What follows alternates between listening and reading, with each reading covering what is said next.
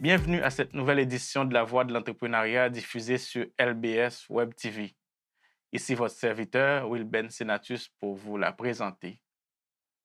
J'espère que vous profitez bien de cette belle saison d'été qu'on a. Et je pense que j'ai changé le décor aussi pour profiter de cette saison.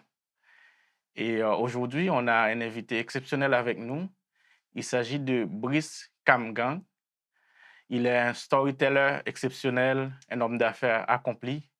Il est là pour nous partager son parcours et aussi nous donner quelques conseils, quelques façons de faire pour prendre parole et convaincre afin de devenir un leader et un entrepreneur exceptionnel comme lui. Donc, Brice, nous avons l'honneur et le plaisir de t'avoir parmi nous aujourd'hui. C'est un plaisir pour moi, Wilben. Merci beaucoup pour cette belle opportunité. Je suis heureux d'être là. Parfait. Est-ce que tu peux nous parler un peu, te présenter, puis nous parler de ton parcours, puis qu'est-ce que tu t'as amené à devenir un storyteller? Ça fait beaucoup de choses en une fois. Je vais y aller. On va combiner tout ça. Me présenter, je dirais que je suis un professionnel de la communication et j'ai choisi de me spécialiser dans la communication narrative qu'on appelle le storytelling. Comment est-ce que j'en suis arrivé là? C'est quoi mon histoire? Il faut dire que je suis un jeune Africain, principalement du Cameroun, je viens de là, qui a grandi avec ses grands-parents une bonne partie de son enfance, parce que moi, mes parents se sont séparés quand j'avais l'âge de 5 ans. Et ma mère est partie. Ma mère m'a abandonné, elle est partie. Et donc, mon père était seul avec moi. Il n'y avait personne pour me garder quand il devait aller travailler. Et donc, ce qui s'est passé, c'est qu'il a décidé d'aller me laisser chez sa mère à lui, donc ma grand-mère, à l'ouest du Cameroun, dans les montagnes. Et ça a été une période spéciale parce que là-bas, j'ai fait beaucoup de découvertes. La première découverte, c'était de me rendre compte qu'on pouvait avoir beaucoup d'amour venant des grands-parents. C'est la première fois que j'entrais en relation avec mes grands-parents depuis que j'étais né. Ça faisait 5 ans. Moi, je suis né en ville, à Douala. Je n'avais jamais vu mes grands-parents avant. Et donc, mes grands-parents m'ont donné beaucoup d'amour. Et la deuxième chose que j'ai découverte, c'est que la façon de communiquer était quand même spéciale. Notamment en racontant des histoires. Quand mon grand-père voulait m'interdire de faire quelque chose, il me racontait une histoire et il me disait « Attention, ne fais pas ça ». Ou alors « Attention, regarde ce qui s'est passé ». Oui, il me raconte toujours des histoires. S'il veut me dire « Écoute, faut pas ». Aujourd'hui, je me rends compte que c'est le message qu'il voulait me passer. Il me disait parfois, si tu veux, il demandait de ne pas aller à la source, puiser de l'eau à la source, à midi. Et il racontait l'histoire d'un enfant qui est allé puiser de l'eau à la source à midi et il s'était fait enlever par des nains.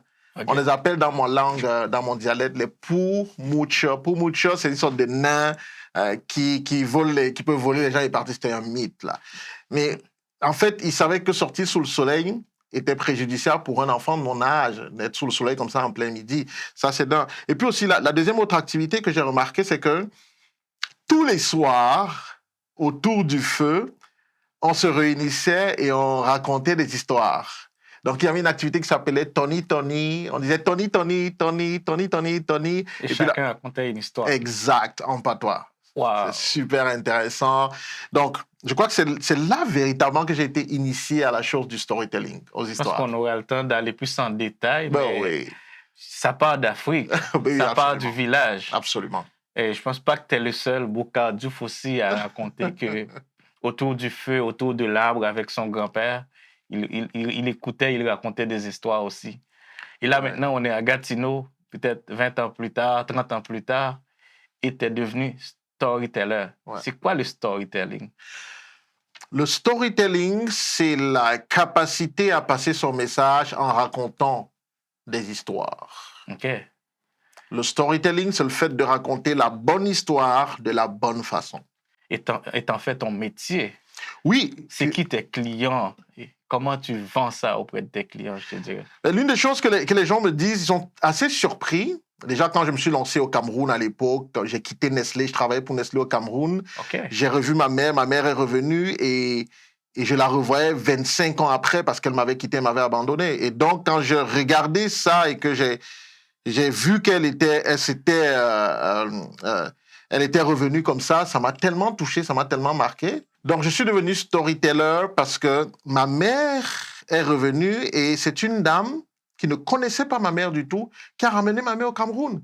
Et la dame me dit, écoute, Brice, j'étais en mission en Guinée équatoriale et je passais et puis ta mère m'a interpellé. Je savais que c'était une femme malade mentale, la malade du coin et tout, elle dormait dans de vieilles voitures en route. Et quand elle m'a interpellé et qu'elle est venue, je me suis rapproché d'elle pour lui donner un peu d'argent pour qu'elle mange. Elle m'a plutôt raconté son histoire. Et j'étais tellement touché par son histoire que j'ai décidé de la prendre de la rue. Je l'ai amenée chez moi, je l'ai hébergée pendant plusieurs mois. Et quand je rentrais au Cameroun, j'ai décidé de tout faire et de rentrer avec elle, de la ramener. Mais tu savais que c'était ta mère, là? Ben oui. OK. Quand je l'ai revue, là, puisqu'on m'a appelé au téléphone, on m'a dit, ta mère est revenue, viens la voir et tout. Okay. Donc moi, j'étais au travail, j'ai dit, mais quelle mère? On m'a dit, mais non, ta mère, maman Élise. Maman Élise est là, viens la voir. Ta mère biologique. Oui, ça faisait 25 ans. Wow. Et donc, ma mère revient parce qu'elle a... Une inconnue a été touchée par son histoire. Et j'ai donc le déclic. C'est pour ça que pour moi, c'est un ministère que je rends quand je fais le storytelling. C'est un appel. Et la Bible dit que celui qui sert à l'autel doit vivre de l'autel. Autrement dit, celui qui est dans son ministère doit vivre de son ministère aussi. Wow, quelle inspiration! Et puis tout ça, comment t'en vis? C'est quoi le produit que tu vends? Alors, ce que j'offre aux gens, c'est de l'accompagnement qui est un mélange de formation et de coaching des professionnels.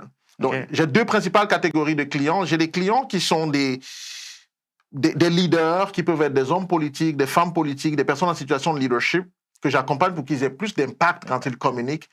Et j'ai aussi des entrepreneurs et des salariés, des gestionnaires parfois, qui ont besoin de pouvoir vendre facilement leurs services ou leurs idées ou leurs projets. Et du coup, je leur apporte le savoir-faire oratoire, storytelling nécessaire. OK, pour convaincre et aussi pour présenter leurs services, leurs produits, j'imagine. Oui, je ne pense pas qu'il faut convaincre les gens. Ah oui. Convaincre, je dis toujours que j'étais un con qui voulait vaincre. Ah Quand on veut convaincre, on est un con qui veut vaincre les gens. Non. Qu'est-ce qu'on fait alors? On persuade, on influence. Ça, c'est le jeu des mots, ça. C'est une différence. Celui qui veut convaincre va apporter plein d'arguments pour te convaincre. Celui qui te persuade et qui t'influence va te donner des raisons de prendre ta décision et de savoir que ça, c'est moi qui décide. Je ne me sens pas écrasé par le poids des arguments qu'on me donne. Mais au contraire, je me sens inspiré par la puissance de l'histoire qui m'est racontée. OK, parfait. C'est ça que j'apporte aux gens. Puis en passant, on a parlé du Cameroun, mais tu es passé par Montréal, Longueuil, puis tu es rendu à Gatineau. Est-ce que tu peux nous partager un petit peu l'historique qui t'a fait ce bout de chemin là? Oui, c'était un voyage. Moi, quand je me fiançais avec ma fiancée à l'époque, en 2013, elle m'explique qu'elle est sur un projet de voyage pour revenir au Canada. Est-ce que ça m'intéresserait? Évidemment, je suis un homme amoureux, j'aime ma femme, celle qui deviendra ma femme. Et je dis oui, je vais aller. Tu lui avais raconté des histoires aussi. Définitivement, c'est ça qui a permis de gagner son cœur. Il le fallait. Ma femme m'a dit oui parce que je lui ai raconté de belles histoires pour lui permettre de voir le futur qu'on pouvait avoir ensemble. Et elle a adhéré.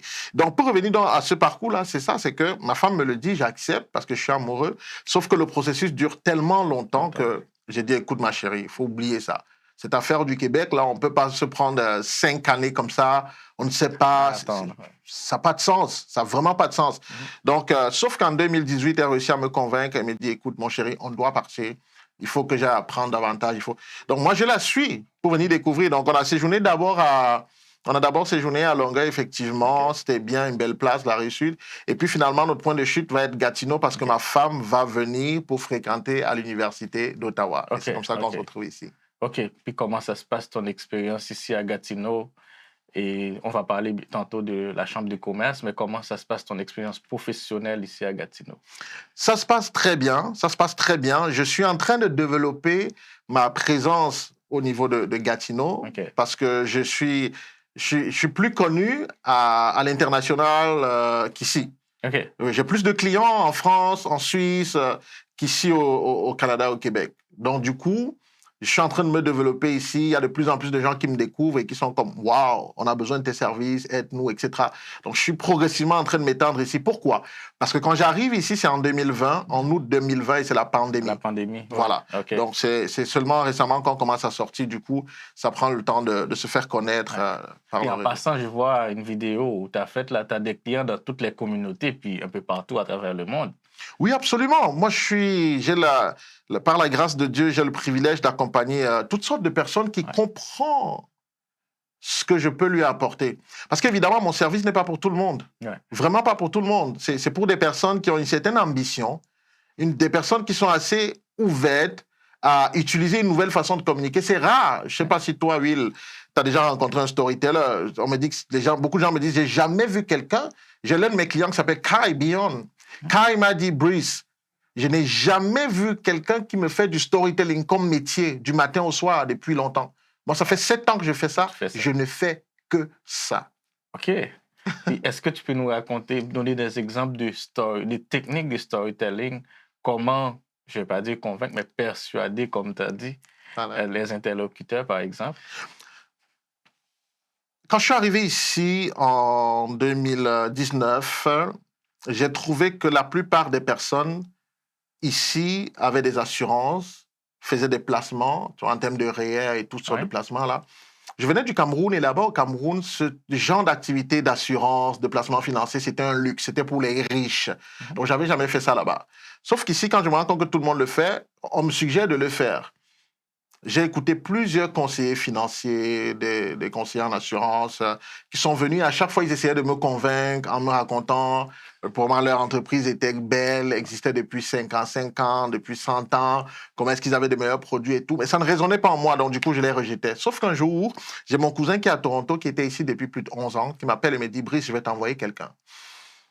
C'est une madame qui fait dans les assurances et tout. Je lui dis non, non, non, moi je veux pas ça. Ce monde-là, je les ai rencontrés, mais à chaque fois, ils récitent des affaires comme des robots. Il me dit frère, fais ça pour moi. Et quand on dit frère, tu vas Ça touche céder, le ça cœur. touche le cœur. Ouais. J'ai accueilli la dame et quand la dame est arrivée, qu'est-ce qu'elle a fait, Will? Elle m'a raconté l'histoire d'un nouvel arrivant qui n'avait pas encore pris des assurances. Et puis le feu est parti de chez lui. Ça a créé des dégâts chez les voisins. Et puis il s'est retrouvé avec une grosse facture à payer. Cette histoire m'a touché parce que Ouais. moi aussi j'étais nouvel arrivant et j'étais en appartement. Voilà comment cette dame m'a convaincu. Donc pour convaincre quand on raconte une histoire, c'est s'assurer que l'histoire qu'on raconte, le personnage principal ressemble à la cible à qui on est en train de raconter. Ouais. Donc si je veux te parler pour te persuader, Will, je vais te raconter l'histoire d'un agent immobilier. Tu es un excellent agent immobilier, mais c'est l'histoire de mon client. Je peux te raconter l'histoire de mon client Harout, ou bien de l'une de mes clientes courtier Anneli. Je peux te raconter l'histoire de mes clients courtiers immobiliers pour que cela résonne en toi. Mais ça, c'est quelque chose que moi, je voulais entendre de toi. Comment qu'on arrive à identifier le client puis à raconter l'histoire qui correspond aux besoins de ce client-là? Excellent. Quand je forme mes clients, je leur apprends 2 choses fondamentales. La première, c'est comment transformer une situation banale en une histoire inspirante. Une situation Et c'est banale, des là, histoires vraies, j'imagine. authentique, oui, vrai. Ouais, c'est ça. Quelque chose qui s'est passé, là, une situation banale qui se passe. Comment est-ce que tu fais pour transformer cette situation banale là, en une histoire inspirante? Ouais. Deuxième chose que je leur apprends, c'est comment créer dans le catalogue d'histoires. L'histoire.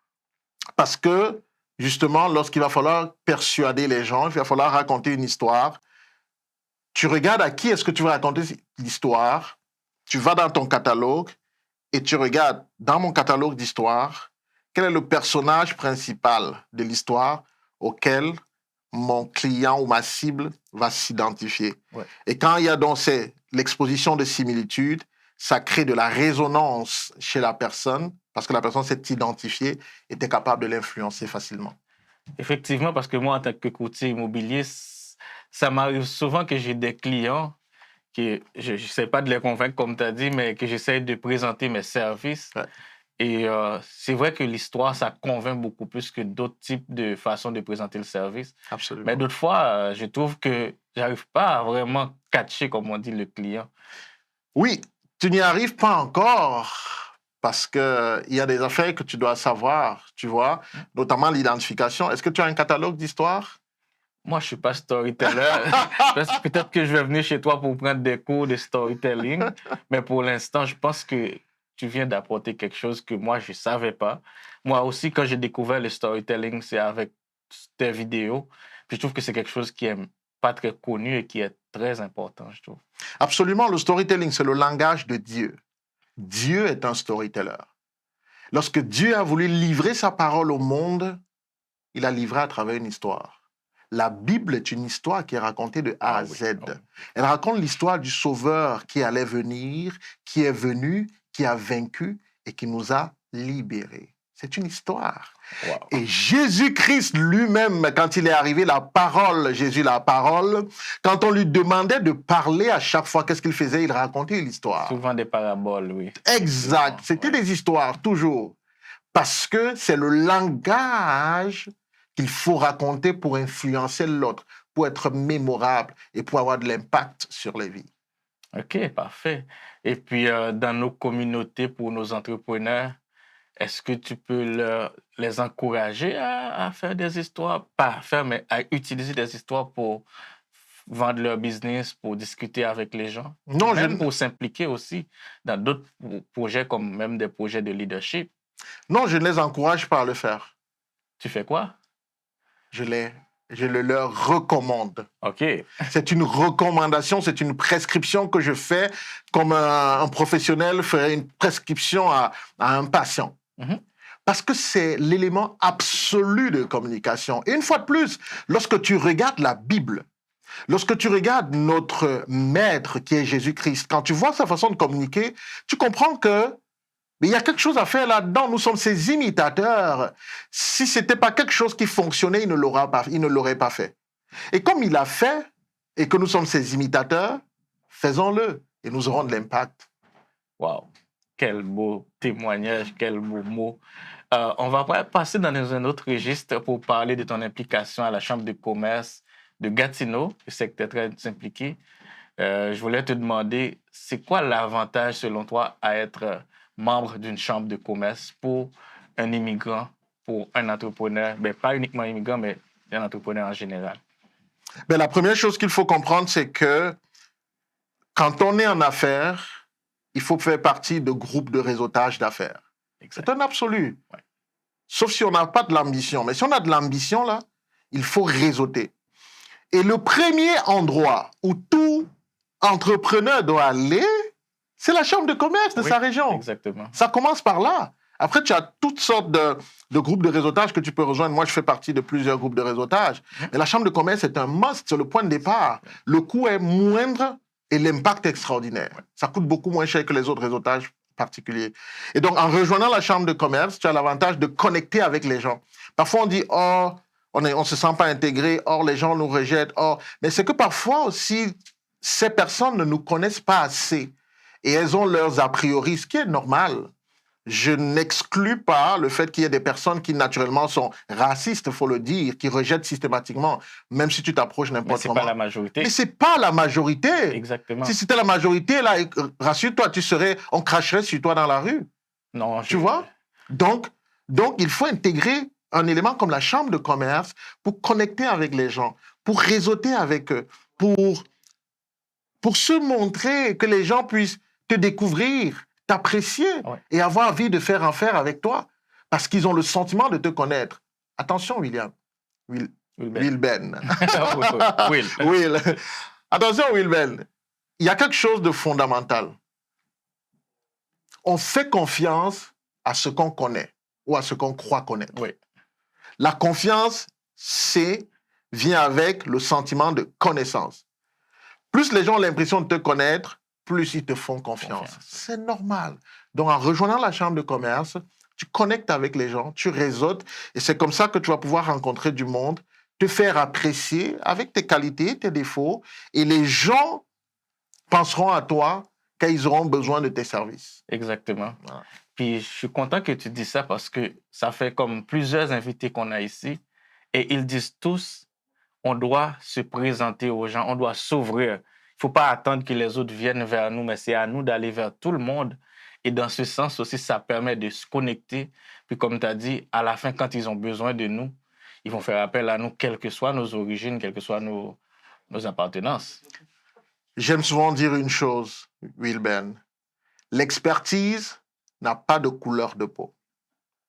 Quand tu es excellent dans ce que tu fais là, quelle que soit ta couleur, on viendra te chercher pour que tu livres la marchandise. Parce que la personne qui te contacte, elle a un besoin, elle est en souffrance, elle manque quelque chose. Et donc, toi, tu arrives avec ça, elle ne regarde pas ta couleur de peau forcément. Non, c'est ça. J'ai lu un livre en 2016, j'aime souvent parler de ce livre qui s'appelle « Be so good they can ignore you ». Be so good they can ignore you. Il faut être tellement bon que personne ne puisse t'ignorer. Non, ils peuvent pas t'ignorer. C'est ça. L'excellence, c'est l'excellence. Ça n'a pas de couleur de peau, ça n'a pas d'origine, c'est juste l'excellence. Donc, est-ce que tu peux nous partager un peu ton expérience actuellement avec la Chambre de commerce de Gatineau? Elle est très bonne. Très bonne expérience, de belles connexions d'affaires, de belles rencontres, des ouvertures, de la plateforme d'expression. J'ai la grâce d'être le président du comité d'ici et d'ailleurs. Et dans le cadre de ce comité-là, il y a pas mal d'initiatives que je prends, il y a pas mal de suggestions pertinentes que je fais et qui sont validées. Donc, moi, je suis très, très heureux de faire partie de la Chambre de commerce et j'invite un maximum de personnes à nous rejoindre dans cette belle aventure-là pour pouvoir réseauter, connecter et se propulser.